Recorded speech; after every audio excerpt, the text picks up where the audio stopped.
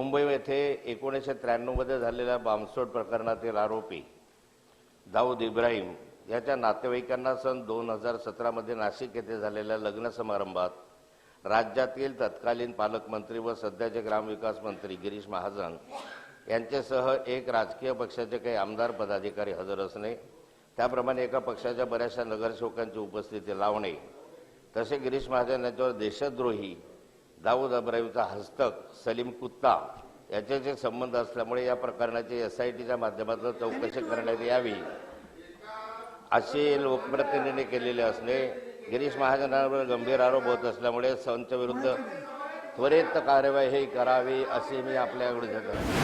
एकनाथ खडसे यांनी सांगितलं की दाऊदशी संबंधित असलेल्या लग्नामध्ये हे सगळे लोक गेले, त्याच्यात पालकमंत्री गेले, त्याच्यात आमदार गेले, त्याच्यात नगरसेवक गेले।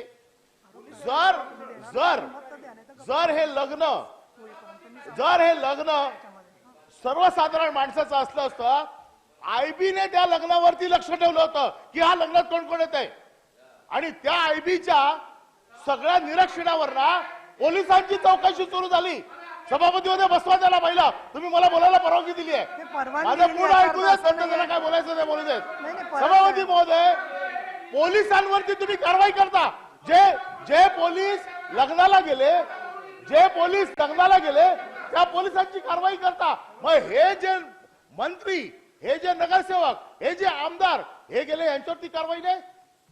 नवाब मलिकांचं नाव मी आता घेत नाही, तरी देखील त्यांचा दाऊदशी संबंध होता, 19 महिने आतमध्ये ठेवलं आणि जेव्हा त्या बाजूला गेले ताबडतोब त्याला सोडून दिलं। म्हणजे सभागृहाच्या सत्ताधारी मंत्र्यांना दाऊदशी संबंध ठेवायचा पुढे। काल सभागृहाच्या बाहेर परवाच्या दिवशी शिवसेनेच्या एका पदाधिकाऱ्याचं नाव सुधाकर बडगुजरे नाशिकचे, त्यांचा एक फोटो प्रसिद्ध झाला, सलीम कुत्ता म्हणून कोण आहे। आता खाली तर एका पत्रकारांशी बोलताना एका आमदारांनी सांगितलं की सलीम कुत्ता तर मेलेला, 98ला त्याचं दवाखान्यात मारला। आता खरं खोटं मला याच्यातलं माहिती नाही मुंबईचं, पण आपल्या मंत्रिमंडळातले एक मंत्री, आपल्या विधानसभेचे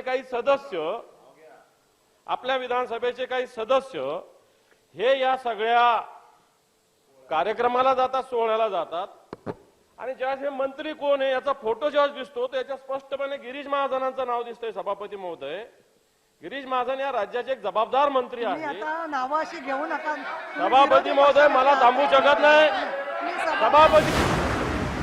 सभापती महोदया, मगाशी नाथाभाऊ आणि काही सन्माननीय सदस्यांनी गिरीश महाजनांच्या संदर्भात एक मुद्दा या ठिकाणी उपस्थित केला,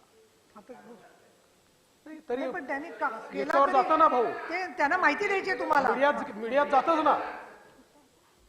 सभापती महोदया, या ठिकाणी ज्या लग्नामध्ये गिरीश महाजन गेले होते, आणि केवळ गिरीश महाजनच नाही, सगळ्या पक्षाचे नेते गेले होते, काही अधिकारी पण होते, ते लग्न मुस्लिम धर्माचे नाशिकचे सर्वात मोठे धर्मगुरू, ज्यांना शहरे खातीब म्हणतात, त्यांच्या पुतण्याचं लग्न होतं।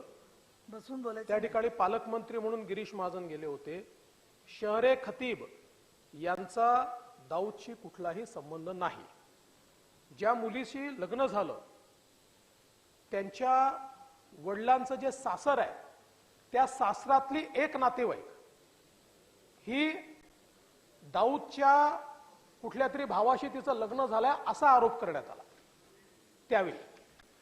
पण ज्यांच्याशी लग्न झालं त्याही परिवाराचा कुठेही दाऊदशी संबंध नाही, दाऊदशी संबंधाचा त्यांच्यावर कुठलाही आरोप नाही, कुठलाही गुन्हा दाऊदशी संबंधाचा किंवा तशा प्रकारचा शहरे खतीबवरही नाही, आणि त्यांचे ज्यांच्याकडे लग्न झालं त्यांच्यावर देखील त्या ठिकाणी नाही।